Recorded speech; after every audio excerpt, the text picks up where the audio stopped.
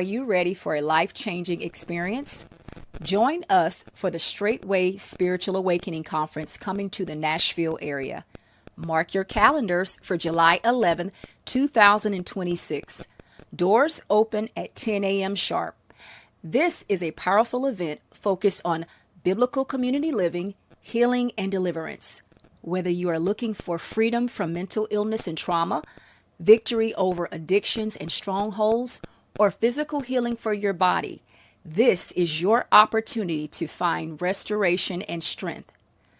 Don't wait. Get registered today. Use the Eventbrite link on the flyer to register. We look forward to seeing you there. All right, y'all. Shalom, shalom. Welcome to another Ask the Elect on Hold Fast Wednesday. We have a great show for you today. We have some awesome questions for the pastors, and I think y'all are going to get a lot out of this episode today. With that said, I'm going to hand it over to the pastors to give y'all a greeting. All right. Hallelujah. Shalom, shalom in the precious name of Jesus, the name that is above every name. Hallelujah. Bless y'all, pastors. Well, I can tell you this, man. I'm happy to be in the land of the living, but you know what? I wonder when is the day is going to come that I'm able to come to a broadcast and not be tired. I mean, I guess there's a lot of work going on, man. We working our rear end off here. I thought, surely, man, by now, shouldn't I be able to sit on the front porch, man, and drink me some pineapple juice or something like that, man? And well, I guess not yet then. Hallelujah. Other than that, hey, I'm going to start pushing the Nashville meeting right after the feast days. I'm going to start really pushing it heavy, man, on videos and stuff. And if y'all notice, our subscribers on the YouTube channel has gone up somewhere close to 3,000 subscribers in the last month. The word is being out. Miracle signs and wonders. We're talking about just since Passover. There's so many testimonies. You go from the DMV up until this point to where we're at Pentecost. Jesus is alive and on the throne, and he's with his people. And there used to be a time that people would say, no man can do these miracles that they do unless Yah is with them. Used to be a time people said that, man, they would recognize it. Nowadays, man, because we are so much lovers of selves, and we're mostly self-focused and self-centered and self-absorbed, you don't have too many people acknowledging when the true hand of Yah is working with a particular people. But that's okay. The work still goes on. I'm glad to be here tonight. Should be a very interesting show right here. Y'all be safe coming down for Pentecost. All right, y'all be safe on that road. Take your time. Take your time, because you ain't, hey, just take your time. You ain't in no hurry. Just get here in one piece, sober-minded. Make sure y'all pray for y'all get on that road. Glory to the King. Also, I got quite a few videos, man, in the chamber that I need to put up on Patreon. I'm going to try to get them up before the end of tomorrow. Got quite a few things I'm talking about. One thing I wanted to mention right here right now is that I'm under no illusion whatsoever at all. But, man, what we just got finished witness with this Thomas Massey election up there on that house up there in Kentucky, and what Trump and him just got finished doing in the outside influence of the Israelis, AIPAC and all of them to be able to control our elections. Now the people know for sure, beyond a shadow of a doubt, that our vote don't count. They know it don't count. I'm telling you. And like I've been saying, I've been blowing a horn, man. Of course, I have a solution for it, but you can't get 1,000 people together to do it, much less a country. And if they did what I got as a solution, I guarantee it would turn around and change everything. But most people are not willing. Here it is, the key right here: to suffer in order to change. To suffer in order to change. You know, those are the principles of the book right there. When you look at Paul, man, he never had a life of ease. Never had a life of ease. But today we want a life of ease. I want to also say this too. Pertaining to the show here tonight, or the broadcast that we have here tonight, every single week, it's on a weekly basis now, that I've sit up here and I've watched pictures come to me about people who have fallen away. And I always ask them, I say, are you surprised? Somebody got to do it. But we'll get into that a little bit later during the show. I already hear the greetings and salutations of the pastors. Pastor Corey. Bless you, Shep. Bless you, Pastor Muir, my beloved family, Brother Michael Israel. You know, it's good to be back in the saddle tonight, you know, because I was just really thinking, you know, especially when I saw the content come through, you know, and I'm out, you know, just laboring because I know what this is about. And, you know, I was talking to some of the brothers the other day, and, you know, it's really about, have you made your mind up to follow you, Pastor Dow, in a work that either we can identify that is of the Master Jesus Yeshua, or it's of your own hand, it's of your own work.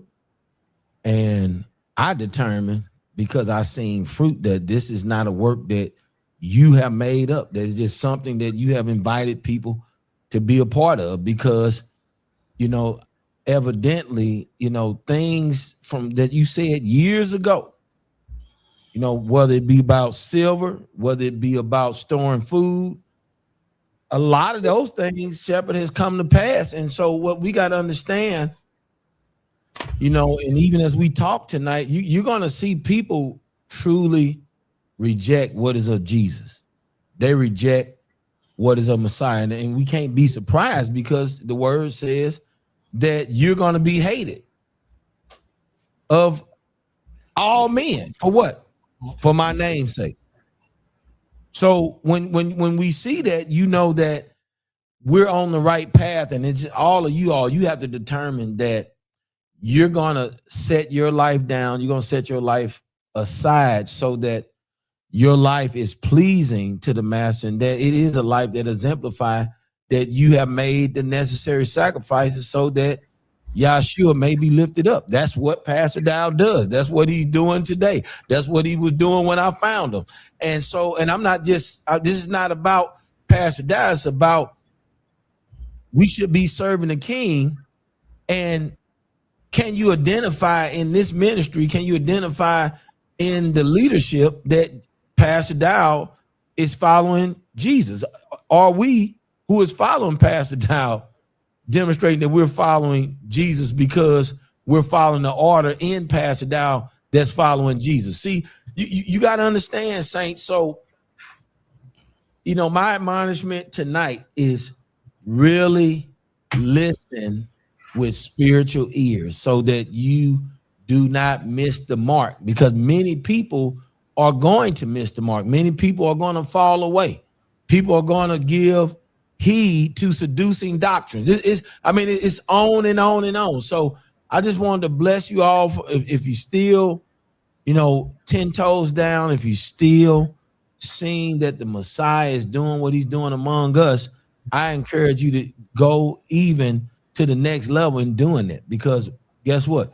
You, us, and all those who have the same sentiment in serving Messiah are the ones that's going to be the light in this time. Hallelujah. Hey, Pastor Mir, before you go on, let me say something that stimulated thought here that Pastor Corey just mentioned. There used to be a time, many moons and years and decades ago, that we as men coming up, we was actually proud to say, you know, this was my teacher. You know, this was my teacher that helped me along the way.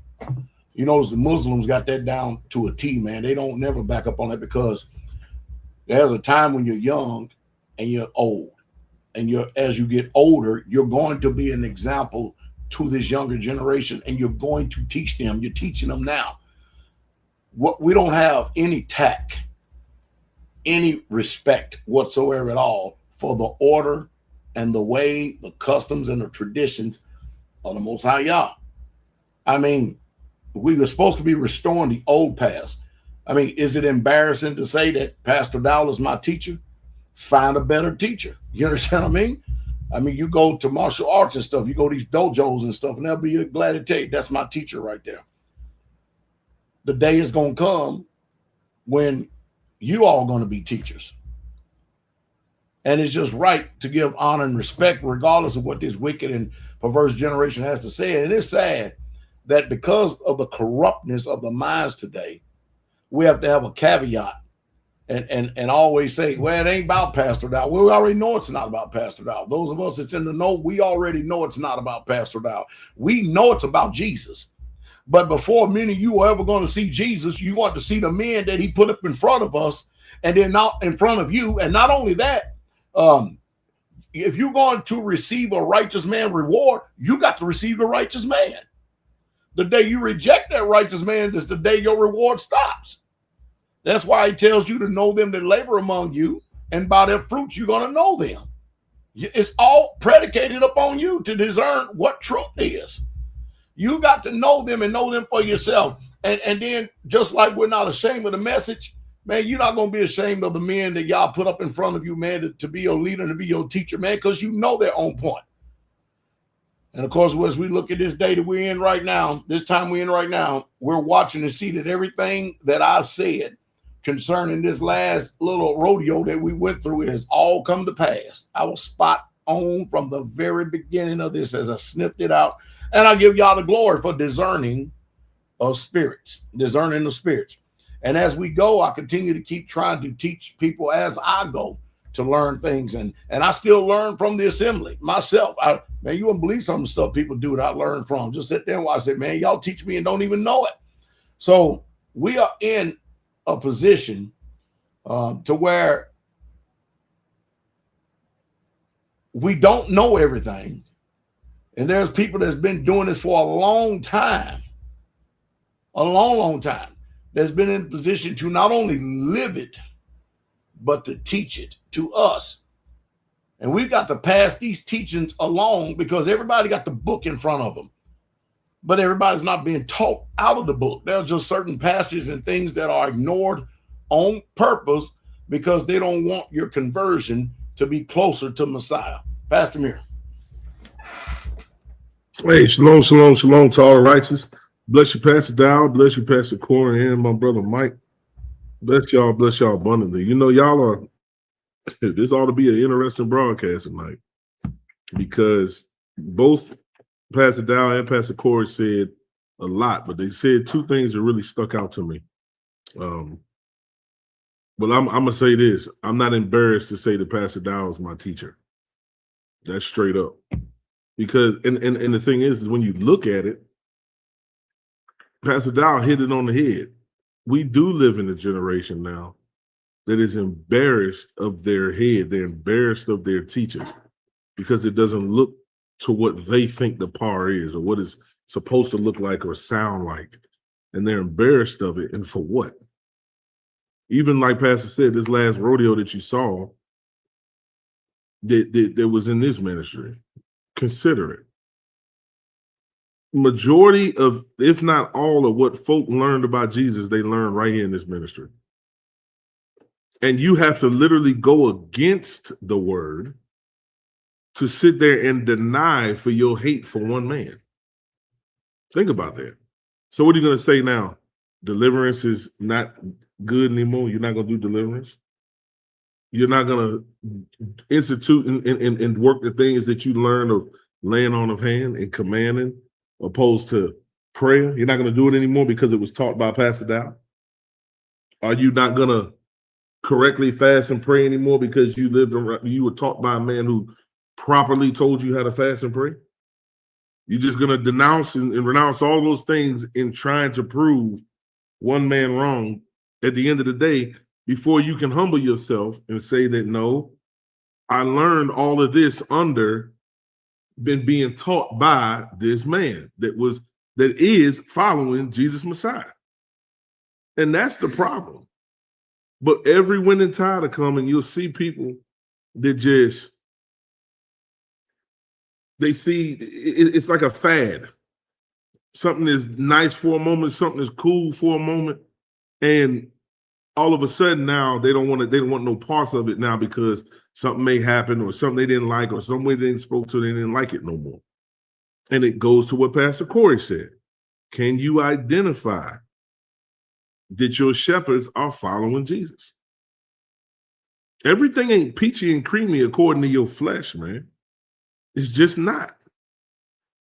It's just not. How in the world can you have 3 pastors sitting in front of you and the Most High will give a message, and when the preaching and the teaching come forth, it's exactly what you have been reading or studying, exact subject, exact places in the book, and I'm talking about week after week after week after week after week, whether it be Shabbat service, whether it be Straight Talk, whether it be Ask the Elect, whether it be Lions Den, whether Pastor Corey putting videos out, that you could be like, oh my goodness, I was just reading this morning. And all of a sudden, here come this video just got uploaded 55 minutes ago talking about the exact same thing. Why? Because you're clearly are being shown that you have men of Yah that's in front of you that Yah is using to lead and guide you. You see? One thing I understand, and you should have learned this before the faith, and then now in the faith, it should have doubled and tripled down. Is when majority of the crowd is going, you should be going the other way. Straight up. Whenever you see groups and factions and cliques of people just rise up out of the blue and they start talking this stuff, you need to go the other way or stay put where you at. Straight up.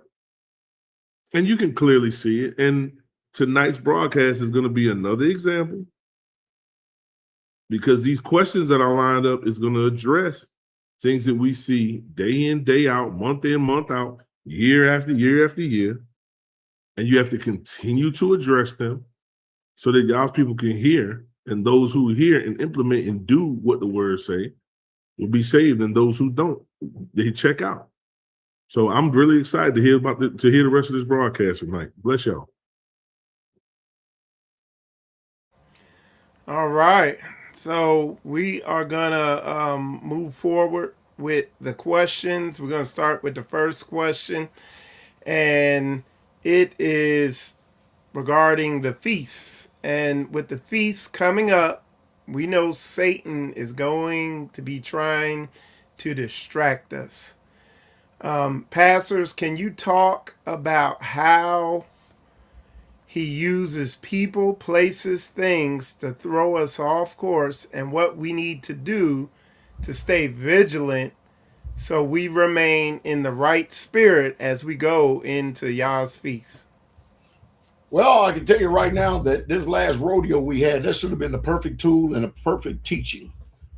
Just the experience alone should have just let you see the scriptures, the words coming right off the pages, because when you read about Moses having to go up against Korah, Dathan, and Abiram, when you read about Joab and the way that he turned around and turned coat on King David and his successor Solomon, when you read about how the scribes and Pharisees turned against the Messiah, and you see how that every single prophet in Israel is killed.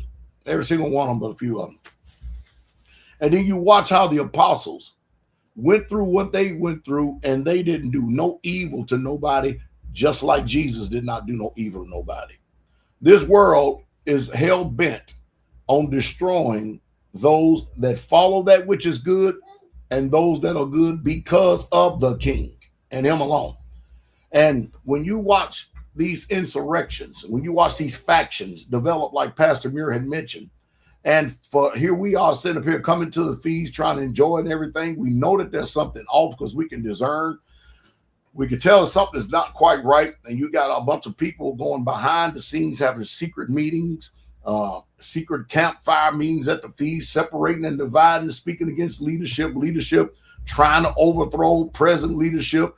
And then the people that's trying to so-called, quote unquote, overthrow, even though they don't have no power or ability to do it because they're not anointed for it. And they should have learned a very valuable lesson about not being able to touch Yah's anointed and do his prophets no harm. But because they get so full of their scribes and Pharisees and hypocritical spirit, they can't help themselves. Just like the spirit entered into Judas to betray innocent blood, the same thing has happened to these people. Now, if it wasn't so, then it's amazing how that these people, they complain and they murmur about Pastoral, or they murmur about the way things are going, or way one of the leaders at the community or the pastors or the elders are doing things and stuff. And the truth is, all of those are distractions. The truth is, those are just sayings to distract, to get your mind to go down one way and view things a certain way. Because the truth is, none of those things were true. They were saying that to appease themselves because they already had it in them to fall away. They already had it in them to leave and kick the traces and go away. How do you know that? Because it ain't even a good 2 months. It ain't even a good 2 weeks sometime. That as soon as these people fall away and you see them, like the scripture says, if after they have been once enlightened and they have tasted of the heavenly gift and the powers of the world to come, it is impossible to renew them again. Why? They have fallen away. They have crucified the Messiah afresh. When people came to this ministry, they were excited. They were humble. They were pliable. Their heart was just ready to receive this word. And then after a little time of complacency, a little time of murmuring, a little time of talebearing, a little time of backbiting, a little murmuring, and even though we was instructed not to murmur, they do it anyway and think that they were going to go unscathed from Yah as if heaven wasn't taking note. And so these being of corrupt minds, these people of bad morals and bad theology and bad lifestyles, you can quickly see that straightway had nothing to do with it. Pastor Dow had nothing to do with it. That's just to disparage the ministry and my name on the way out. But you can see when you look at their pictures, especially these wives, they go right back. The first thing they do is they despise the culture of Israel and throw that head covering off. They go right back to the Gentiles and they're smiling. They love it too, man. They are enjoying themselves. They put that makeup back on their face. They put that jewelry, that nose jewelry and stuff, and they begin to doll themselves up. And that's how you know that the man has been effeminized by the woman. Because if you can so quickly leave the customs, if you can leave the statutes, the laws, the heritage, and forget about all the scriptures, we wasn't the problem. Straightway wasn't the problem. Yah was the problem. They no longer wanted to serve Yah anymore. The scriptures teach us that while we are called to love each other, love of the brother, and love each other, it also teaches us with a well balance that we ought to distance ourselves from people who distract us from the faith and try to lead us into sin.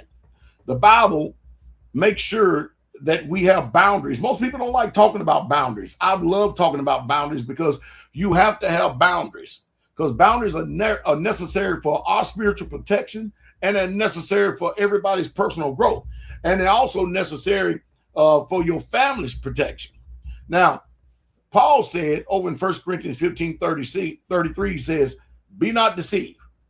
Bad company corrupts good morals. That's from the Amplified. Bad company corrupts good morals. That will bring about a distraction. And it's hoping that you're being distracted and you'll end up going to spit in somebody else's ear, even though there's no 2 or 3 witnesses. There's just hearsays, heresies. There's nothing proof positive. It's just one person regurgitating and repeating what somebody else said. This is what the falling away looks like. There's nothing new under the sun.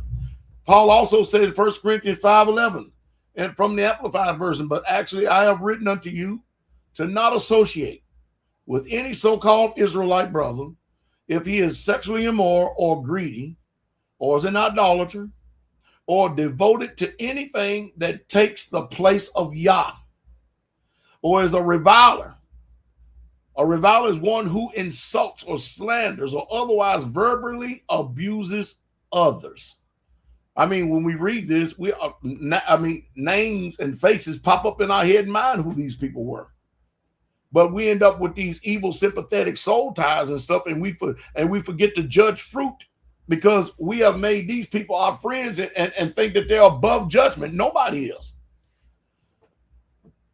One who insults or slanders or otherwise verbally abuses others, or is a drunkard or a swindler.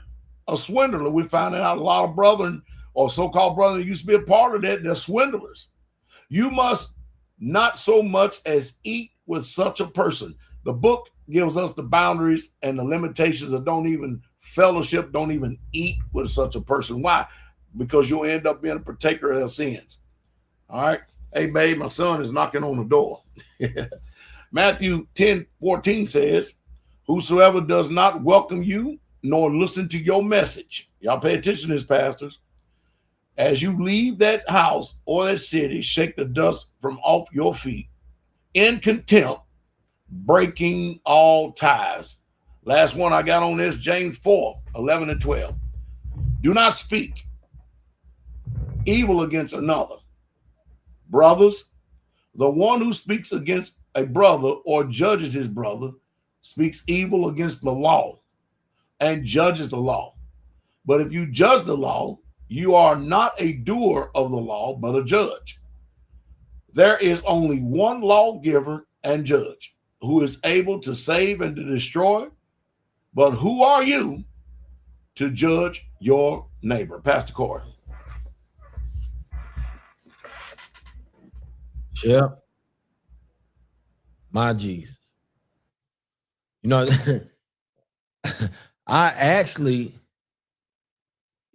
listening to you, Shep, it makes me think about this, because Mike, you said, how do we guard ourselves from these distractions? How do we guard ourselves from distractions, period? Not just the feast, but you got to understand something when you're talking about guarding this way, because Israel is a special something kind of people. I'm telling you, I personally been going back and looking at what Yah is saying about his own people. Yah know who we are. And so, let's take this over in Isaiah 48:4. Look what Yah said. All right. Okay, hold up. Let me try to open this back up.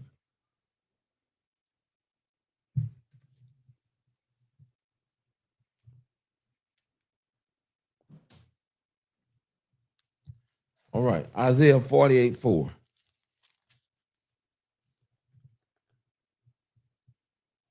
It says, because I know that you are obstinate, and your neck is a iron sinew, and your forehead brass. See, I had to go back and look, because you wonder why people don't get it. And because people don't get it, they are easily, Brother Mike, they are easily able to be used as an instrument of distraction. They are easily able to be used as a opposition in the likes of Satan to tear down. And in some cases, if we as leaders don't watch it, stop us from entering in and being in the place where Yah called us.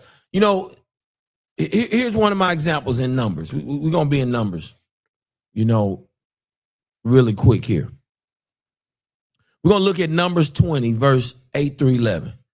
Now, before I read, that account is where you could begin to see Moshe go through frustration.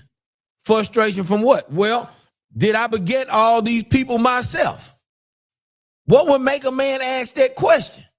Because there has to be a lot of strife and contention and things that are taking place that is hindering and serve as a hindrance in you doing what you were called to do. You was minding your business. You went up the mountainside for a lamb to bring it back, and you saw a burning bush. Yah told you to take your sandals off for the place you stand is holy ground. But then you turn up and find out Yah want you to go in and fulfill something. How you know you want me to fulfill it? Take the staff and throw it to the ground. Well, what did he show you? Power. So now you know you're dealing, because your whole experience in dealing with Yah has been based on the power that he is, and he's sending you to do something. How do we as leaders forget? Because we're dealing with the distractions that people don't realize that they are. Look at Moshe right here in 28:11. Take the rod and gather thou the assembly together, thou and Aaron, thy brother, and speak ye unto the rock before their eyes. He says, speak, and it shall give forth his water, and thou shalt bring forth water to them, water out of the rock, so that thou shalt give the congregation and their beast drink. And Moshe took the rod from before Yahweh as he commanded him, and Moshe and Aaron gathered the congregation together before the rock. Now watch this. Look how Moshe spoke to them. And he said unto them, hear now, you rebels, must we fetch you water out of this rock? So you can tell he was frustrated with what was going on, because obviously the mission was to get Israel out of Egypt and into the land that was promised to the forefathers. But along the way, it bring about an action that caused Moshe right here, verse 11, and Moshe lifted his hand. He didn't say he lifted his hand. And with his rod, he smote the rock twice, and water came out abundantly, and the congregation drank, and their beast also. Now, do you think at that moment that they gave a damn that Moshe just perverted what the instructions of the Most High Yah was meant for him to do? No, they didn't care as long as they got with what they want. And that's what people come around to do. They come around, and if they can't get their way, if they can't have things the way they want, they don't agree with you. They don't agree with what's going on.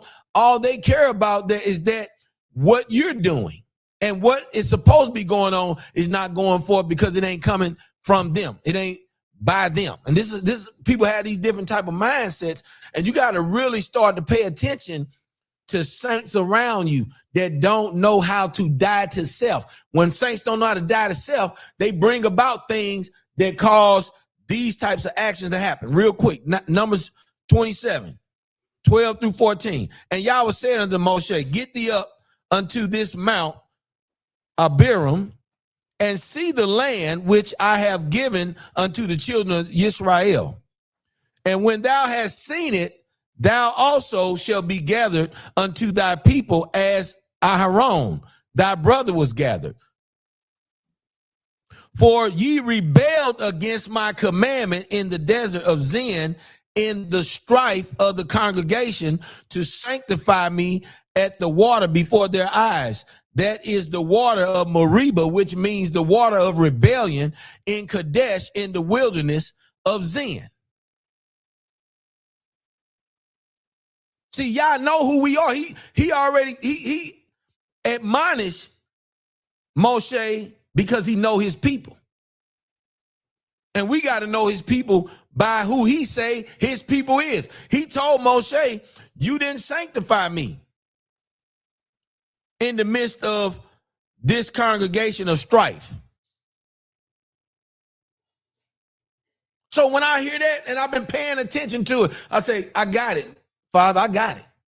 See, you got to know that we dealing with people that's trying to tear it down because they're not in the right place. These people complain for 40 years. You mean to tell me they was in the right frame of mind?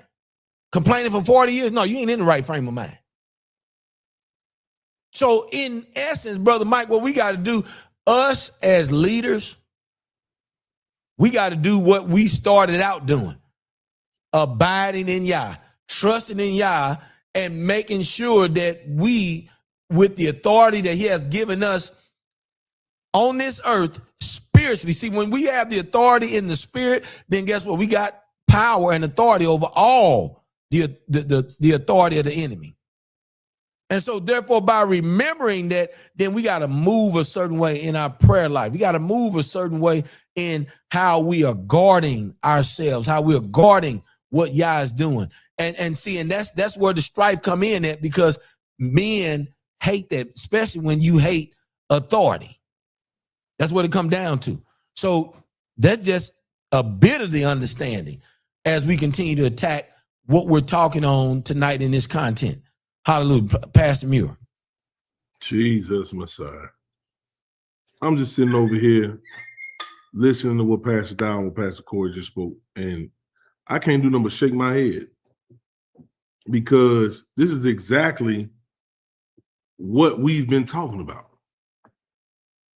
Consider this question, man, because Pastor Corey let us flat out know in his answer just now, with the overall thing, what is that? Just a stiff neck people, we just don't want to do. And when you really could truly think about it, is why? Because we're never satisfied. We never satisfied with what Yah has done. He's done so much, but we're not satisfied. Consider this question. With the feast coming, you hear what he said? The feast coming up. Whose feast is it? It's Yah's feast.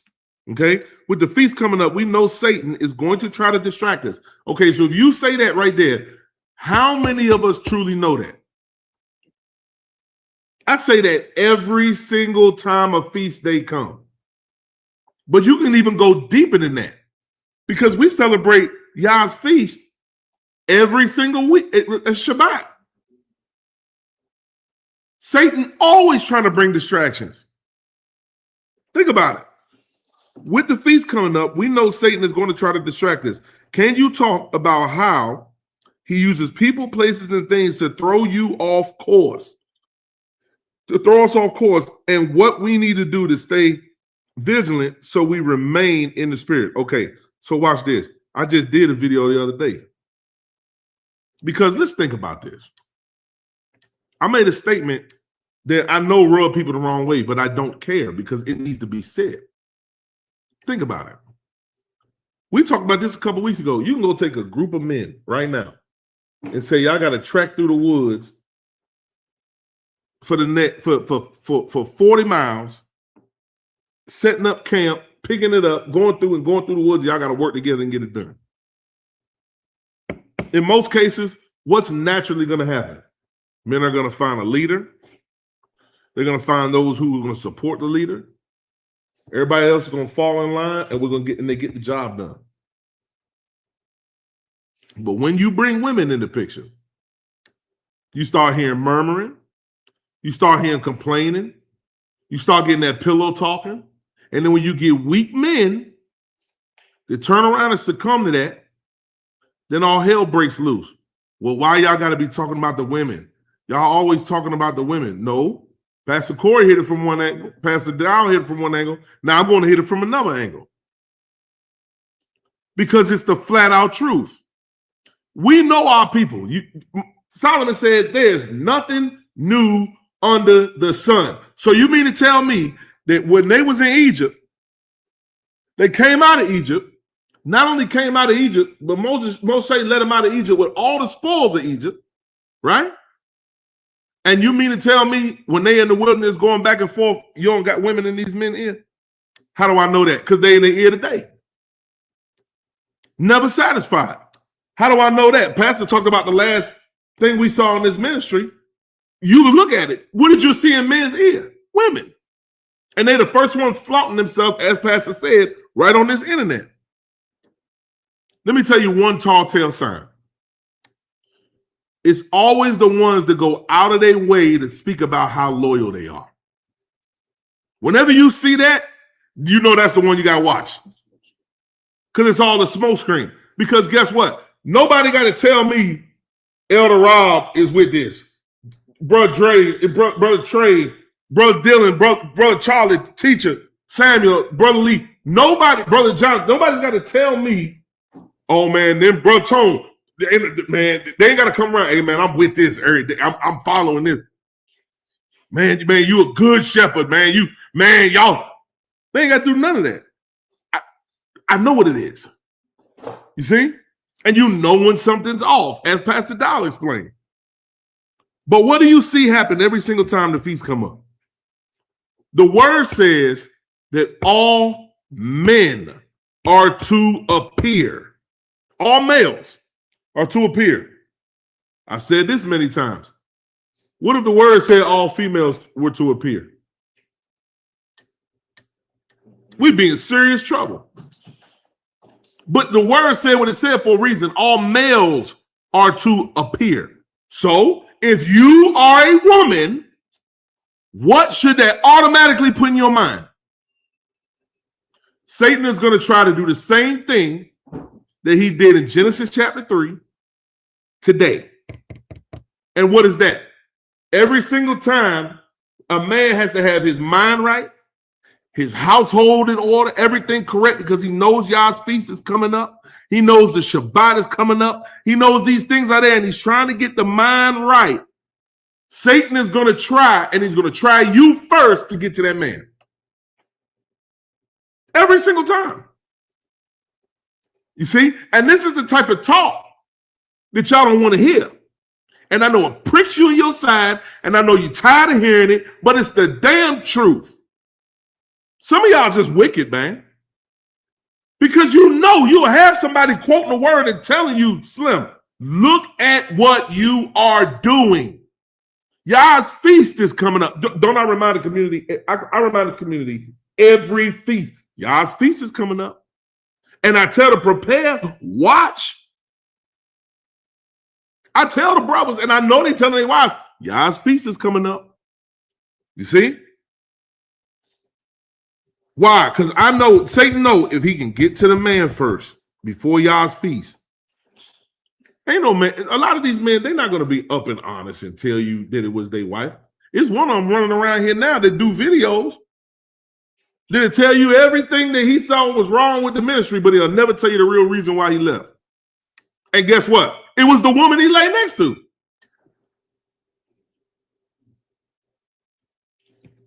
Go to Genesis 3. I want y'all to see this again. Now the serpent was more subtle than any beast of the field which Yahweh Elohim had made. And he said unto the woman, yea, he has Elohim said, you shall not eat of any tree in the garden. And I'm going to skip down, right? Because we know all this. But look at what happens when she took the fruit.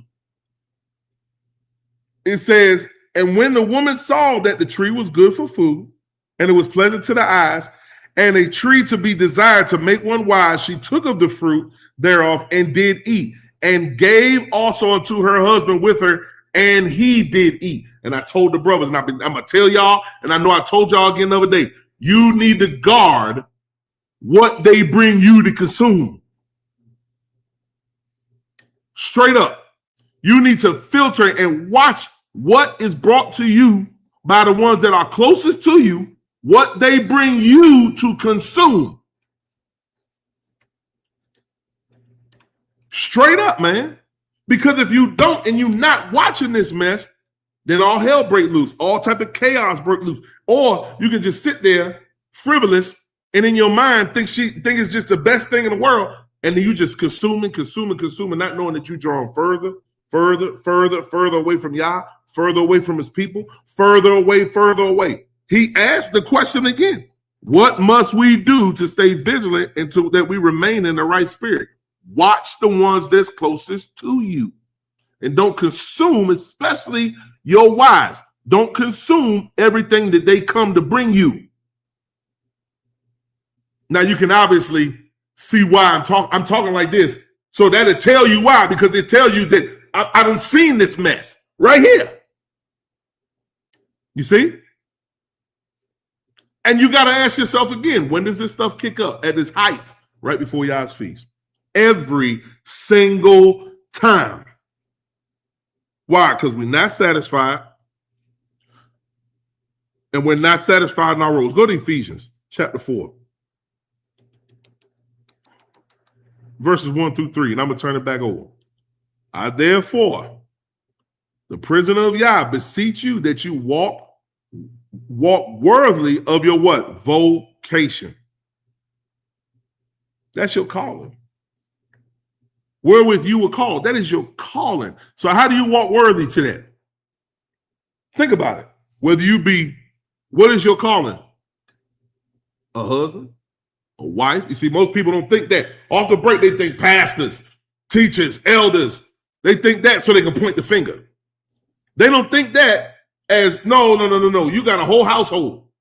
Husband's wife. Are you walking worthy to that? You should be evaluating yourself constantly of your vocation, which you were called, and how you're supposed to do it. With all lowliness and meekness, with long suffering, forbearing one another in love. That's how we're supposed to be doing it. My good Israel. All right. That was good. We're going to go right into the next question that we have here. And to a degree, it's going to tie in to what we've been talking about. Pastor Dow recently mentioned in a video I was watching that he did, it was yesterday, I think. That's when I watched it. But he mentioned that trying to get people to come together in Israel is like pulling teeth. And the question is, as times get more difficult and staying separate is no longer a viable option, I want to know if the pastors could elaborate on that statement about trying to get Israel to come together and get people to come together, and exactly what people struggle with most when it comes to actually coming together in unity. You know, before I get into answer this question right here, I want to bust up something that is said over and over and over again. And I've got to some way, somehow figure out a way. I just pray that y'all give me wisdom, that y'all's people would hear when people are making a direct attack on Yah, his teaching, his doctrine, his way. Over and over again, you hear it systemically across the board. One of the first things they hit about straightway is, well, I don't know about giving up your life savings and turning it over to a man or something like that, and then trusting him for your livelihood. Let me go ahead and get this on record, and let me go ahead and set this record straight so that people will comprehend and understand. What I am saying to y'all and what the pastors are saying to y'all is exactly what the scripture says, who at one time many of these people embraced, and they knew it was the truth. But I want y'all to listen to me real close. Less than 2% of the people in the entirety of Straightway have anything to give when they come to this ministry and come to these communities. Less than 2%. But you know what I find out more often than not? We can sit here and receive people into our home as brothers and sisters and Israelites. And they can live with us, break bread with us, grow with us over a matter of years. They end up, we build them a home. They have a home. We pay their bride prices. But let some of them come into some money. As soon as they come into some money, all that, and put the screen down so I can see the reaction of the pastors. And all that we have spent all these years giving to these people, providing for these people, never once looking for anything in return, never once even complaining about it at all, just doing it because of brotherly love.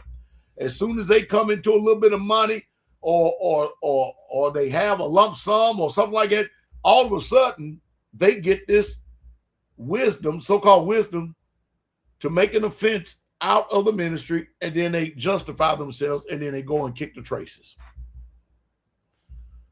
Unthankful, ungrateful, unholy. Mind you, we poured time, energy, effort, resources, education. We giving them, and mind you, And many of these people, when they get to a community, they don't even have to work on a regular job, but yet and still, y'all under the illusion that these people are coming with hundreds of millions of dollars. And I'm telling you right now, it ain't even tens of $1. And you people need to know that, because people out there are using this as a punchline, as an indictment against y'all, because we choose to live this way. What is wrong with people who desire to do exactly what the Bible says? Why is it evil? Because we chose to do what the book says. So now we got to question who you are, because now you're trying to put y'all on the judgment seat, because we're his people and this is what he commanded us to do. And I know what's happening. Because we live this way, it convicts you and it brings condemnation on you, because we live this way and you know that it's the truth. But this thing where these people are coming to the ministry with all of this money and giving up all these lands and they're selling it all, that's what you read in the book. But that very rarely happens in this ministry. More than anything, tell you what happened with Rufus Carswell. They came with zero, nothing, homeless. I provided land, a home, a community, and he was. I put him in a position of leadership. And you listen today, I get no credit for nothing. I've done nothing good. They would have a personal heart attack to have to admit that I've actually done them good in this life. Can you believe that? I think Pastor Muir is frozen. Can you believe it? But they would rather choke on their saliva and die and go to hell before they admit there's any good been done to them. Anything at all. It is ridiculous. See, you people are being deceived by master deceivers, Judases. And you need to know this. Now, getting to the people to come together is like IT. Man, I've talked about this so much, I'm blue in the face. I would rather hear the pastors from this one. But I will tell you this. I will tell you this. When people come to this, I've seen people come to this gate, fall down on their knees, glad that they made it, throw dust up in the air. Mother Carol and I come walking out. They come kiss our feet and everything, grab hold of our clothes and everything, so happy. Then what happens? Later on, they end up around one of these disgruntled saints, babes, somebody they offended, and the next thing you know, all that joy that they had is gone. Somebody made a song about fleeing a sinking ship. And guess what? They sink. Their ship is the one that sank. Just because you got all these people out here against what Yah's already prescribed in his word doesn't mean that Yah is wrong. As Mac is right. And straightway is a mirror, a reflection of the truth of Yah. It's amazing how that once these people have been here and they get back out in the world, it seems like they enjoy the world more than they did when they first left it. It's just like leaving Egypt. They want to return. So remember, you cannot make people believe this book. I don't care what you have to do. They have to be able to keep themselves in the love of Yah for themselves. And one day you're going to realize that they were sincerely deceived.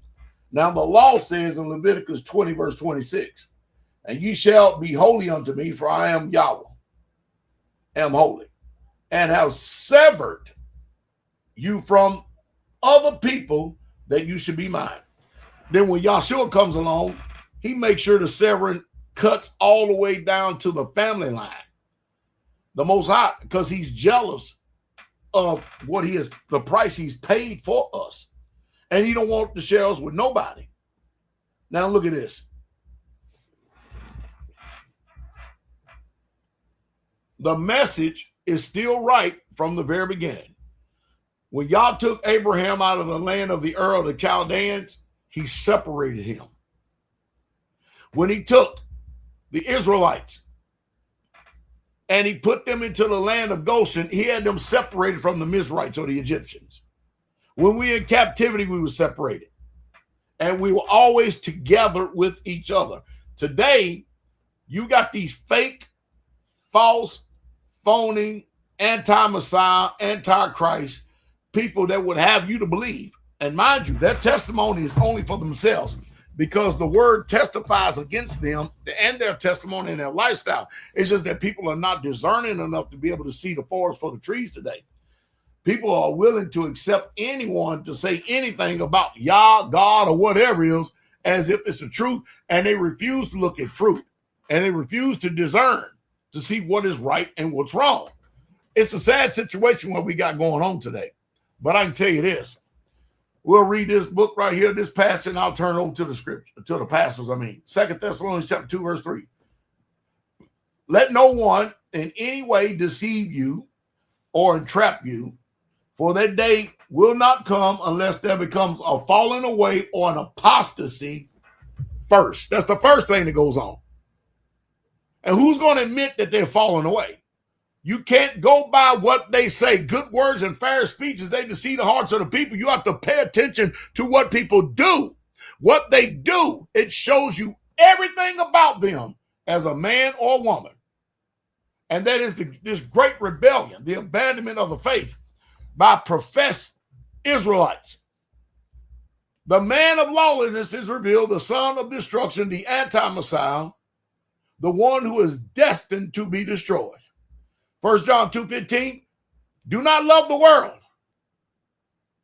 of sin that opposes Yah and his precepts, nor the things that are in the world. If anyone loves the world, they love the world. The love of the Father is not in him. I believe the book. You can be deceived if you want to, but the book is right. We're going to stay the course. We're going to take our chances, and our chances already sealed by the blood of Messiah. We sticking with Yah. Pastor Corey. Yep, you spot on. You know, the love of the Father isn't in a lot of these folks. And that's why we see what we see. And we truly are having these types of experiences. And like you said, the book is true. It would be amazing, you know, to really look and see that these things are written, and then we get out in front of it and folks really change.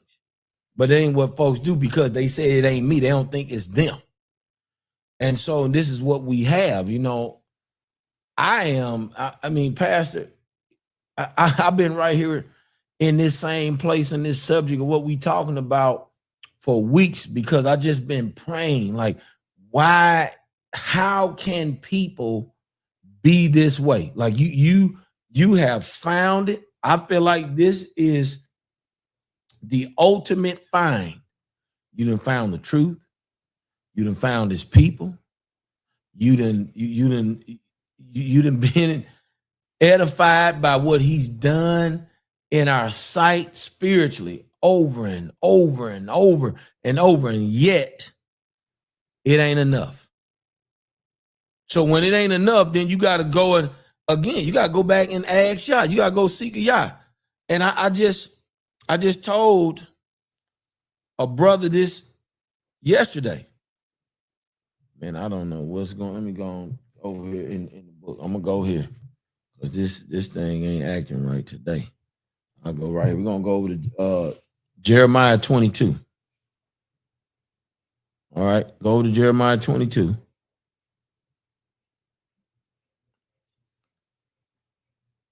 All right.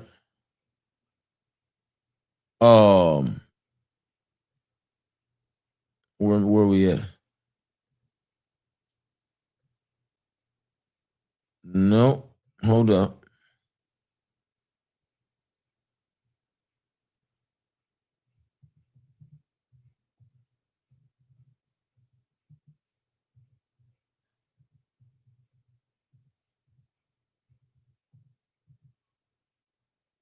All right, I got the other way around. It's 4, Jeremiah 4:22. I was going 22:4. All right. So right here, you know, because I've been praying, because I'm like, wait a minute. If we done found Yah and you didn't profess the same thing that I done profess, why your walk, especially if you are 5, 10, 15 years in this, why walk don't look the same? Why my walk has fruit and yours don't? Why you can't see the error of your ways but the book point out clearly you're walking in error. And so we look at that. Look what it says right here. And I was telling the brother, I said, listen, what I'm learning and I'm really paying attention to is that I need to pay attention to who Yah say his people is. Look what Yah say, who he says his people is. Jeremiah 4:22. My people are stupid. Now, somebody get mad, wouldn't it? You'll get mad at me when all I'm doing is reading out of the book.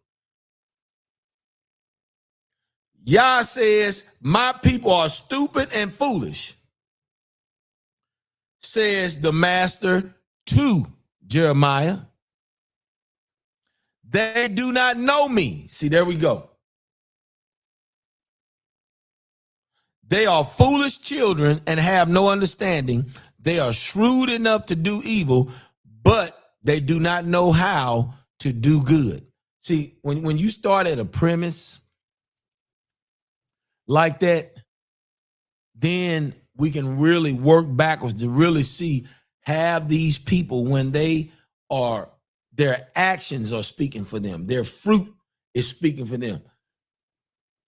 We are in a position to really discern and try to make an attempt to point them into the things that's going to help them truly walk and be converted and to be a new creation. But that ain't what people are doing. I'm telling you, people are hiding among the body, reaping benefits, drinking the wine, the libations, having a good time. But to do right, we can't get folks to do that. And so when you talking about pulling teeth, this is the undercurrent right here. See, it ain't no different than where Israel has been. I'm gonna go back over to Deuteronomy chapter 4. Look what Moshe said right here before he died. Verse 21.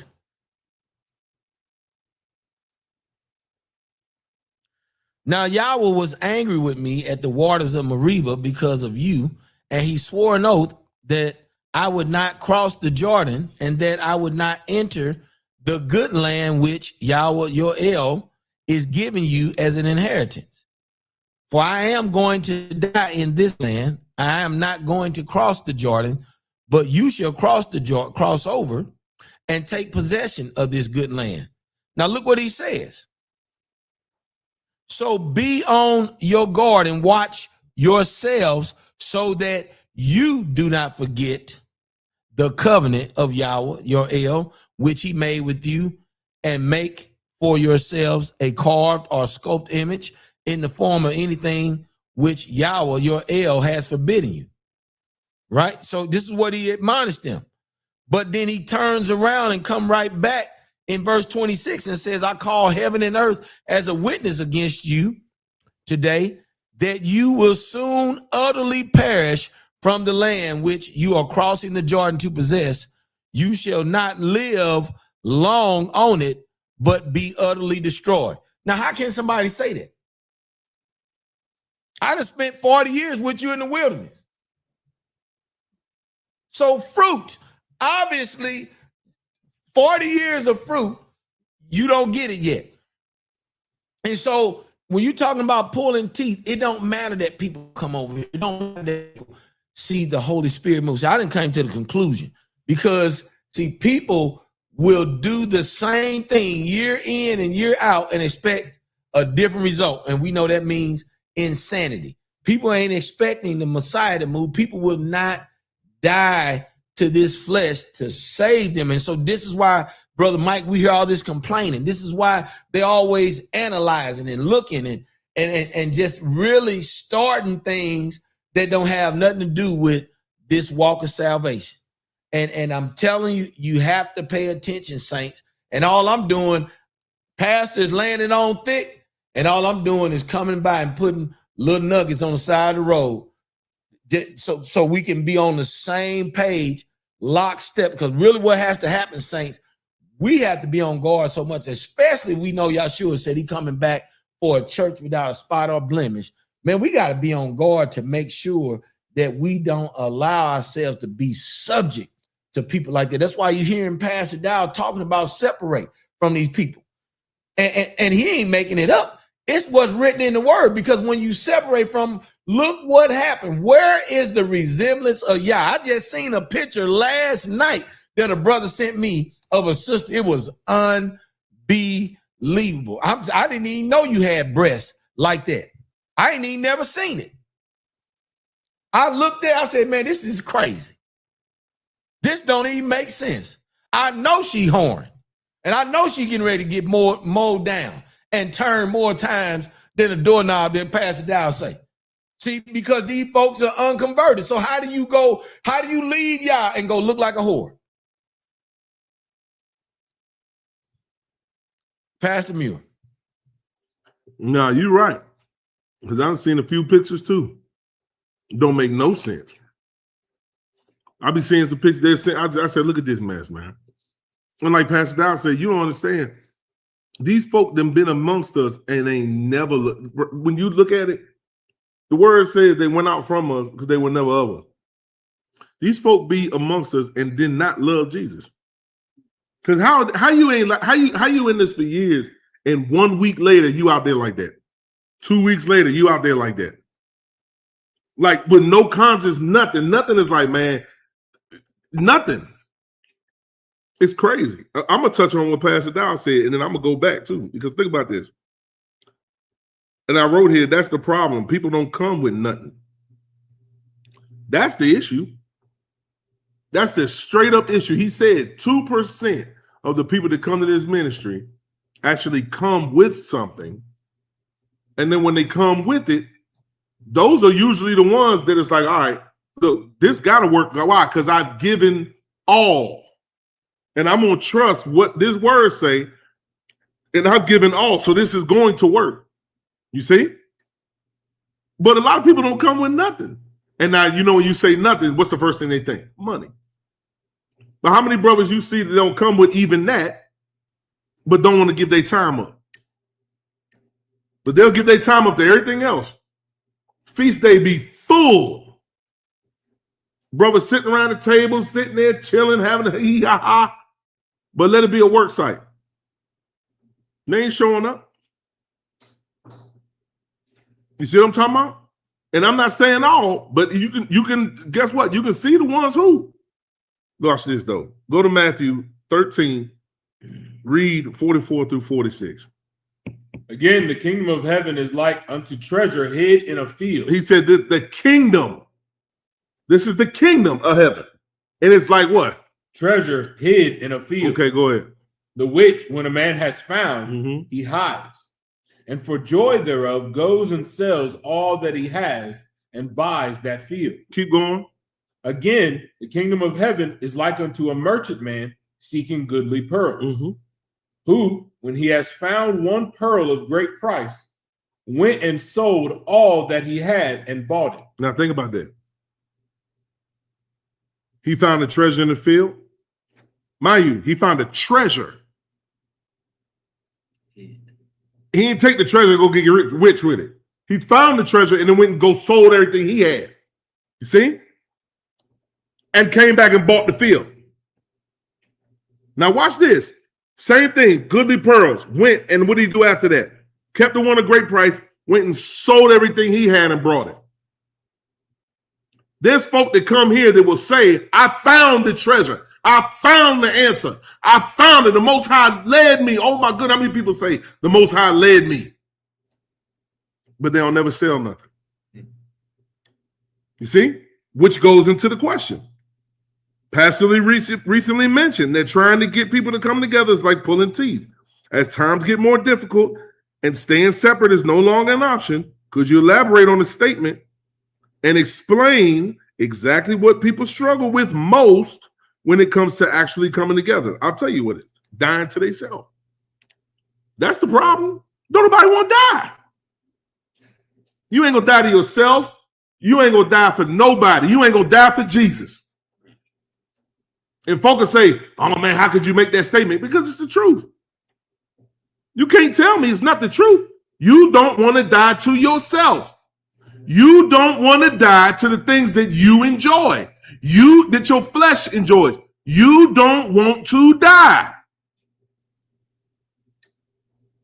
That pride, that arrogance, that haughtiness, that straight up masculinity when you're a woman, men walking around on their feelings and emotions, you don't want to die. And that's the damn problem. How in the world you been around this ministry for years and you come year in, year out, year out, and you mean to tell me there's nothing there's at no point that you say to yourself that you can even appear to be brought low?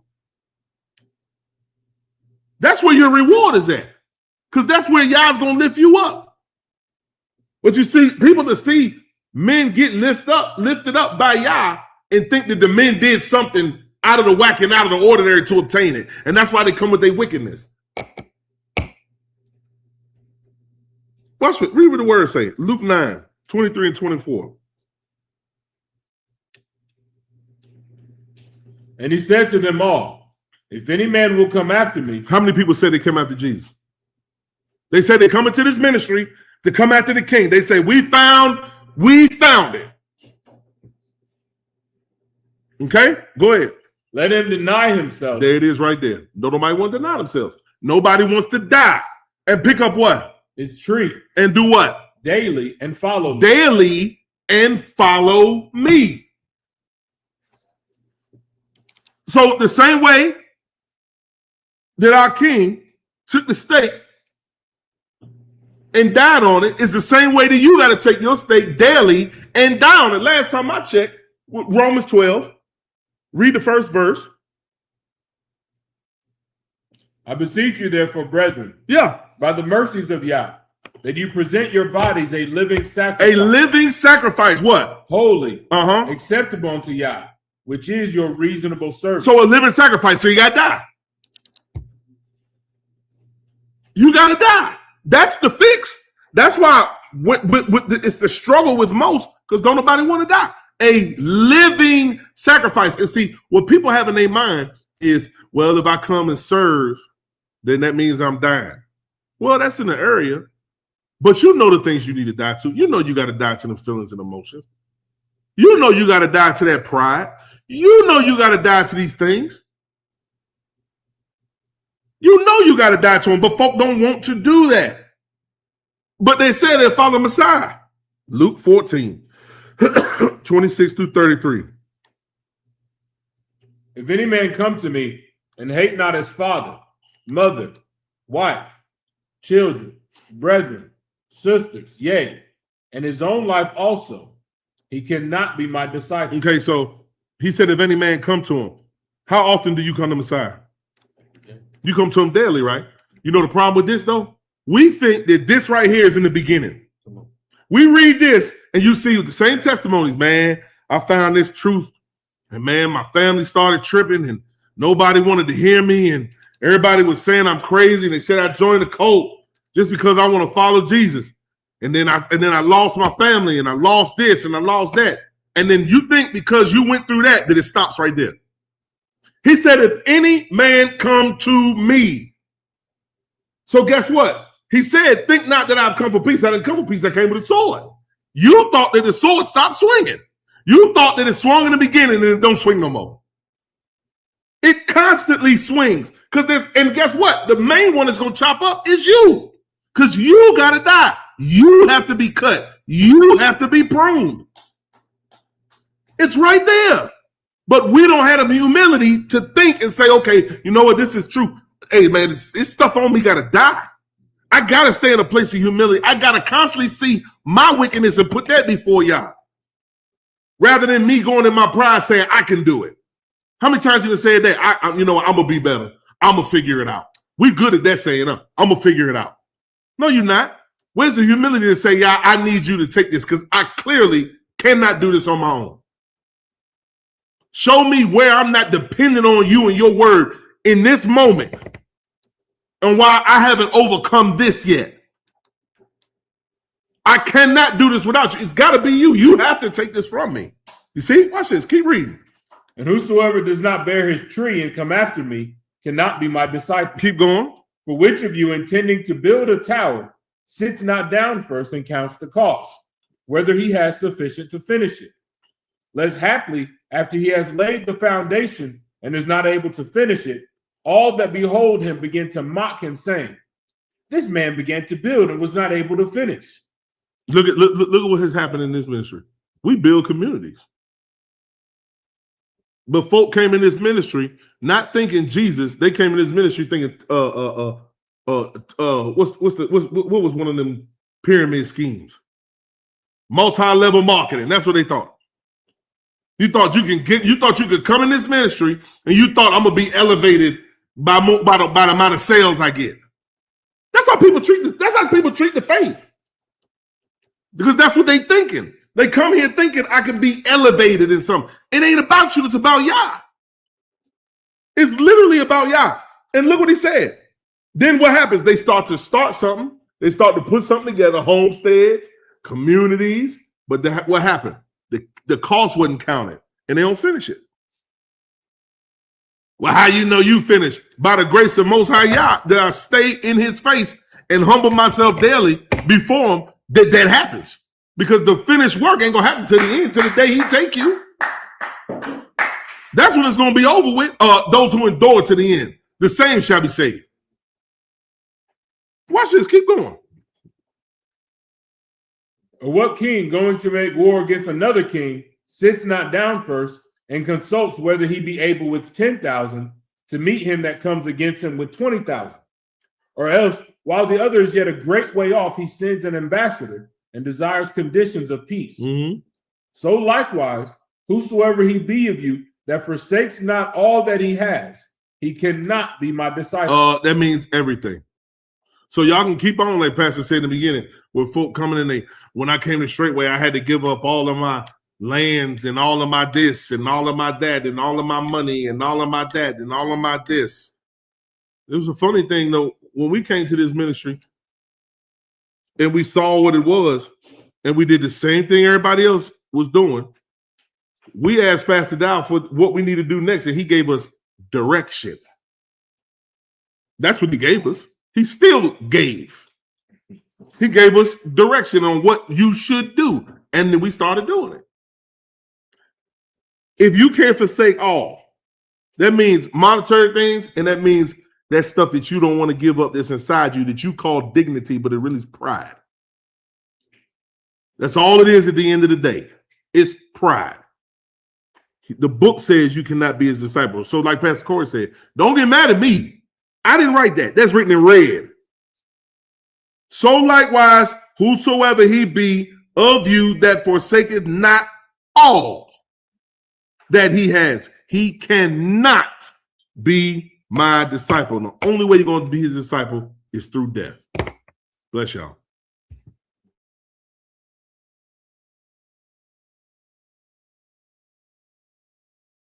All right. That was good. That was real good. I was so locked into it. I wasn't I had trouble switching the thing over. All right. We're gonna go into the last question now. And this is regarding earlier this week, Pastor Dow had an interview with a guy, Rob Kowalski. He teaches, I guess, on basically biblical manhood, stuff like that. But anyway, Pastor went on his platform, did an interview, and something I noticed, somebody put a statement in there. The title, or they put a comment in there, and the title of their profile name was like helping people leave Straightway or something to that extent. And the reason why I felt need to bring this up is, and I think Pastor Corey hit on it a little bit earlier. It's these people, some of these people, because the nature of the comment was way off. It was bearing false witness, and it was just it showed the character of some of these people, and it also showed that they don't care about people getting salvation or anything like that. They just vindictive. They're trying to, but I'm gonna just go ahead and read the question. It says in the comments on last week's interview, an account named Helping People Leave Straightway or something to that extent made blatant, unproven accusations. What does scripture say about the character of someone who throws out false accusations that cannot back them up? And how does this highlight the critical importance of truly knowing people by their fruits? Meaning, we watch their actual patterns, actions, and how they move rather than just listening to what they say and how they say things. So, with that, pastors, I hope I put enough information in there to build that out. But I turn it over to y'all. First of all, number one, ain't nobody helping nobody leave straightway. Again, you got to follow what they're saying. You got to be discerning of what's going on. They're actually helping people leave the family of Yah. That's what they're doing. You're going to find out that once they get out there, give it a couple of months, sometimes upwards of maybe 1 year. Them same people that so-called help that went offended and stuff, you're going to find out that they're cold, they're hard, they're callous, and they're cruel. Excuse me. They don't even care about these people's souls whatsoever at all. Their bitterness against the way. Straight way, we're just part of the people that's a part of the way. They hate the way. They're trying to remove the focus off of Yah and put it on straight way, but the truth is it's really Yah. Because if anybody has any knowledge of scripture whatsoever at all, any discernment at all, you can come here and easily see what we're doing, and you can see that we're serving Yah. You can see the book in play. But people don't want to admit that because they don't want, just like Satan doesn't want, a testimony in this earth that there's literally a people that are doing what this book says. And again, I say this. If you don't want to live the way that we live, and here's the problem, because a lot of these people have been living 25 years this way, 20 years this way, 10 years this way, 15 years this way, and all of a sudden they done come up with a new revelation. No, they got offended. And their contentions is like the bars of a castle. They're not helping anybody leave straightway. They're helping people to leave Yah. Why? To fall away, to go back to the world. And you can tell they do it immediately too. Once they leave this, they conform back to the world, from the very world they were washed from. They conform to it so easily. And they're happy in doing it. Did not the Bible tell us that there was people that was going to do this? Did not the apostles tell us that people were going to do this? Why are we surprised when we happen? When we see it happen, why are we surprised? Why are we surprised when we see it happen, what the book already told us what these people are going to do? I don't know why we're surprised. People can say anything to persuade the minds, but to the informed student of the word, they see clearly what's going on. We are still doing y'all's work. People who they've been coming and going in and out of the assemblies of Yah for centuries. I don't know why people get so excited about it, especially when it's written. He already told you it was going to be that way. I don't. It makes no sense to me. It's clearly seen. They are clearly seen. Last part of the question, I believe it talks about people who are talebearers. Well, the scripture says that you should not go up and down. This is Leviticus 19:16. You should not go up and down as a talebearer among the people. Neither shall you stand against the blood of your neighbor, for I am Yahweh your Elohim. Proverbs 11:13 says, he who goes about as a gossiper reveals secret, or a talebearer reveals secrets. But he who is trustworthy and faithful keeps the matter hidden. And I'm going to say this. Just because somebody's mouth is moving, do you know if they're telling the truth or not? They could be fabricating something. They could be adding jelly on something. They could be doing anything. Just because they say it, is it the truth? Then why is it that when we speak, is it not received equally the same way? Because we're just going to go off of one person's testimony. Why don't we just go off of everybody's testimony so we can have a good balance in his word? We've had people say that they are personally groomed to destroy ministries. What does the book say? The thief cometh not but to steal, kill, and destroy. When somebody tells you exactly who they are, why is it that the scripture escape us? Why is it? I don't understand. Where's the discernment? When they tell you who they are, believe it.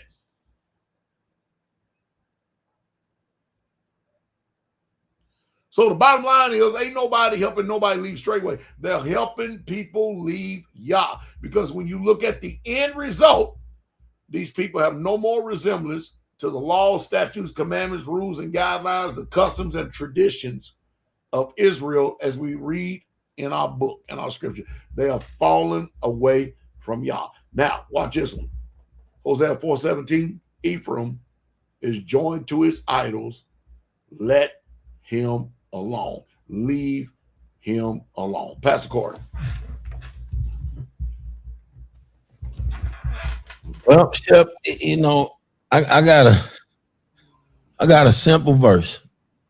Proverbs 22:5. I'm gonna read it in the Amplified, and I'm gonna read it in the KJV. Amplified says, thorns and snares are in the way of the obstinate, for their lack of honor and wrongdoing traps them. He who guards himself, y'all listen to this, he who guards himself with Yahweh wisdom will be far from them. Yeah. And avoid the consequences they will suffer. KJV says, thorns and snares are in the way of the froward. He that doeth keep his soul shall be far from them. And the word froward, all right, Hebrews 61:41, perverse, crooked, distorted, false. See, you got to understand, this book's so full of wisdom. It ain't even a whole bunch to say, because Pastor just did a whole exhortation on these type of people and what they're trying to do. They're getting you to remove your feet from being planted. See, here's the thing. Watch this. I'm gonna go show you something. If it was not so, watch this. I'm gonna take y'all somewhere in Numbers 20. Let's go Numbers 29. Let me see here. No, 27. Numbers 27. All right. And I want you to understand this. This is from way up in the inception of Israel being a nation. And Moshe understood this very thing that we talking about, that people despise. If you see so many people left, everybody jumped on the bandwagon. You don't need pastors. And, you know, we all of a sudden we doing the doctrine of Nicolaitans. And all of a sudden, you know what I mean? You know, all they doing is a group of men trying to rule over people and rule over their lives. Okay, well then what type of understanding was this? Then in Numbers 27, right here, starting at verse 15. Then Moses spoke to Yahweh, saying, let Yahweh, the Elohim of spirits of all flesh, appoint a man over the congregation who will go out and come in before them and will lead them out and bring them in, so that the congregation of Yahweh, not my congregation, not the congregation of Pastor Dow, not the congregation of Pastor Muir, but the congregation of Yahweh will not be as a sheep without a shepherd. Then Yahweh spoke to Moshe, take Joshua the son of Nun, a man in whom the Spirit is the Spirit, and lay your hands on him and have him stand before Eleazar the priest and before the whole congregation, and give him a commission in their sight. You shall put some of your authority and your honor on him, so that the congregation of the Israelites will, the word you hate, obey him. If people was meant to run out here willy-nilly and do your will and do as you desire, then ain't no way Moshe would have spoke that to Yah. Because what was happening is that, of course, Moses' stint leading Israel out of Egypt was over, and Moses' concern was who's going to lead them, because they can't be without a shepherd. And so these very people who have run and are without a shepherd, they showing you what freedom look like. And if you're looking at it, it looks like rebellion. That's the image Satan gives you. That's the image Satan put before people, is that he paints a picture of freedom and fun and frivolity and all kind of bull crap that don't equal being in the stead that Yah can keep you. It's about being kept. Because guess what? If there was no need to be kept, then there was no need for Yahshua to come, because we all would know how to do it and do it well without anybody doing anything on our behalf. So it's just as simple as that. These are just wisdoms that you as saints, you got to go back and listen to this broadcast, and you got to hear the things that was said. And you got to really sit and think and ask Yah to open up your understanding so that you move accordingly, because that's what this is about. Moving accordingly, moving in the accord that's going to allow you not to have a misstep in this walk. And if you get separated to yourself, you're going to have many missteps. You just keep watching. Watch these people. Pastor Muir. I don't have nothing else to add. You and Pastor Dow said it all. I mean, think about this. All of them say they're not following no man. I'm not following this. I'm not doing that. But all of them following men to leave. Like literally. That's what they literally doing. So guess what? Just as Pastor Corey explained, you're going to follow somebody. You're going to follow somebody in righteousness, or you're going to follow somebody in wickedness. You're going to follow. You can say all day long that you're not, but you're going to follow. A lot of people will talk about they not doing what the government say until their food get cut off. And guess what? They're going to follow and do everything that Egypt told them to do. You're going to follow. So you can stop with all this mess that I ain't following nobody and I ain't this and I no man. I don't need passes. I don't need they trying to lord over you, which is foolishness. You're still going to follow. That's why, I don't have nothing to say. Pastor Dow and Pastor Corey brought it perfectly through. I ain't got nothing else. All right. We definitely man, the pastors definitely came straight down the middle this evening. Pastors, did y'all have anything else you wanted to add? I had nothing. But I tell you what, I had thoroughly enjoyed that statement that Pastor Muir said. No, we ain't following nobody, but you listen to all these morons out here that lead you away from the righteous to go out into the wilderness to so that the wolf can devour you. It's amazing. And at the end of the day, just like Pastor Corey said, you still following somebody. If you're listening to somebody's voice and you're with them, you're still following. It's just the way it is. That's just the order of things. God, man. But they give you and try to make you think you have some form of liberty and stuff while they themselves are servants of corruption.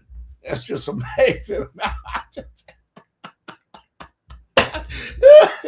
I just can't, man. It's nonsensical. It makes no sense whatsoever at all. Wow. Anyway, man. Pastor, look at this. Numbers 14:4. And all the congregation lifted up their voice and cried, and the people wept that night. And all the children of Israel murmured against Moses and Aaron, and the whole congregation said unto them, would Yah that we would have died in the land of Egypt, or would Yah would have died, let us die in the wilderness? And wherefore hath Yahweh brought us unto this land to fall by the sword, that our wives and our children should be prey? Whether it not better for us to return into Egypt? Okay, so watch this. They didn't want to follow Moses. They didn't want to follow Aaron, right? Look what it says. And they said one to another, let us make a captain and let us return to Egypt. You are created to serve. You're going to serve righteousness or wickedness. Either way, you're going to serve it. And everybody claims they righteous. But as Messiah always said, you're going to know them by their fruit. And whether you say, let us make a captain or not, somebody's going to come forth as the captain.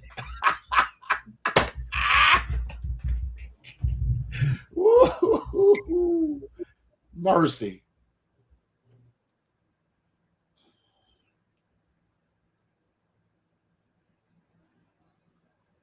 We can't hear you, Israel. You're muted, man.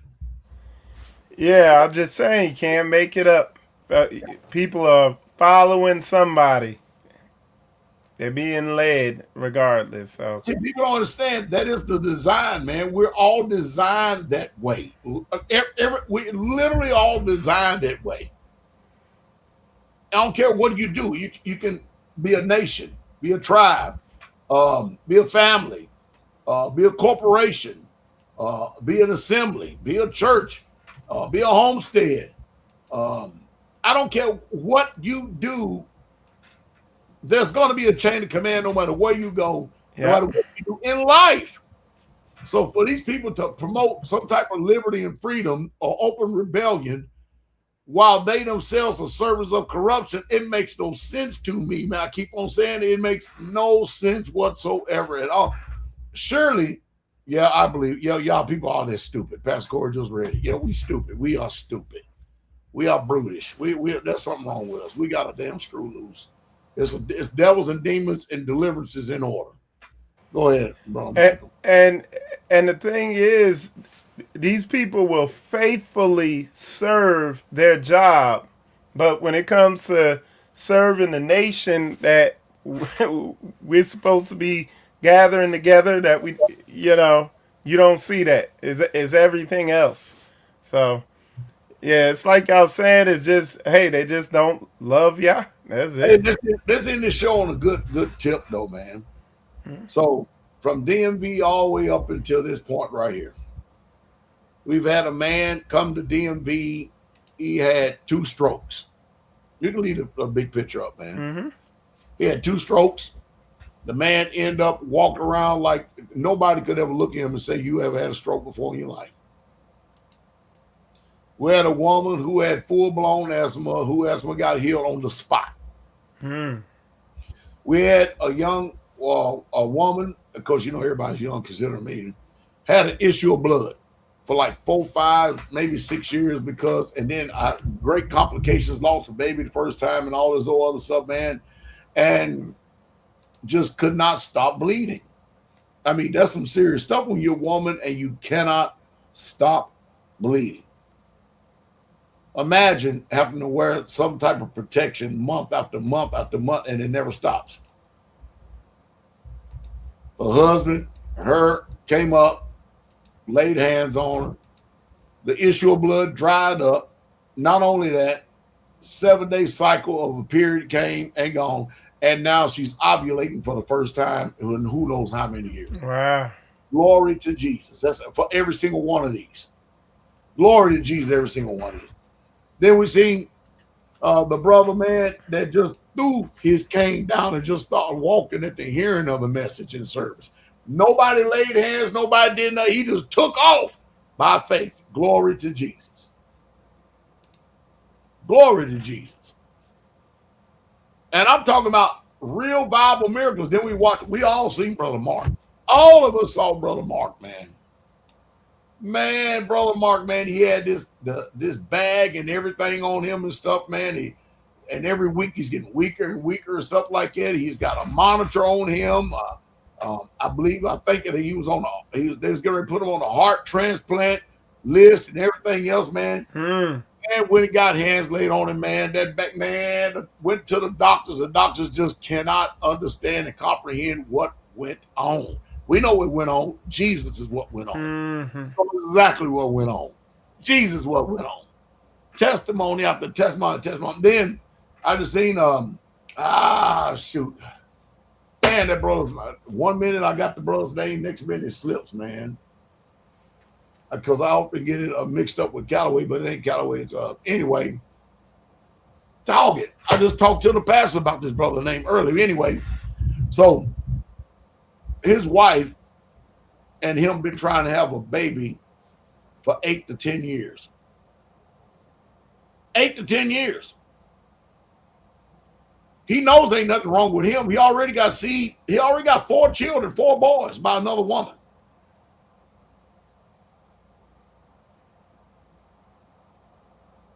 Dang it, that brother's mind. It just keeps slipping. My mind, I don't know that brother's name, man. I know him every time I see. Anyway. So anyway, I seen him this past Shabbat. Come in, man. Wife is just as pregnant can be. Just as pregnant can be. What I'm talking about, again, in real time. I'm not going back 20 years ago, 30 years ago. I'm not going back 15 years ago. I'm not going back 10 years ago or 5 years ago. We're letting you know what is happening right now with God's people in real time. And guess what? There's many more other than I'm not at liberty to discuss. I don't want to discuss because some things are just too embarrassing that you don't even want to speak about. But we give Jesus the glory for being delivered, man. Who else has these kind of testimonies but God's people? Who else? These folks talk about straightway. We talking about Jesus. What I'm talking about. Who else? Man, we God's people. Go ahead. All right. So, brothers and sisters, we appreciate all y'all tuning in. Also, don't forget, here in about, it's going to be in July. You'll see the commercial. We're going to run it right after this. We are having a conference here in the Nashville area. Sign up. The sign up information will be in the commercial we're going to be running after this. So don't forget to check that out. Get signed up. And with that said, we appreciate all y'all tuning in. You're watching Ask the Elect on Hold Fast Wednesday. And with that said, y'all, shalom, shalom. Are you ready for a life-changing encounter with the truth? Straightway Ministry presents a divine appointment for the Nashville area, a Come Out of Our Spiritual Awakening Conference, led by Pastor Charles Dow, dedicated to truth and the restoration of the soul. This event is a beacon for those seeking the narrow path. Mark your calendars for July 11, 2026. Doors open at 10 o'clock a.m. sharp for a powerful day focused on biblical community, deliverance, and total restoration. Whether you are seeking freedom from the weight of trauma and mental illness, victory over long-standing addiction, or miraculous healing for your physical body, the chains are breaking. This is your opportunity to find the strength and liberty you've been praying for. Don't wait. The awakening begins now. Follow the link on this commercial to register today and secure your seat. We look forward to seeing you there.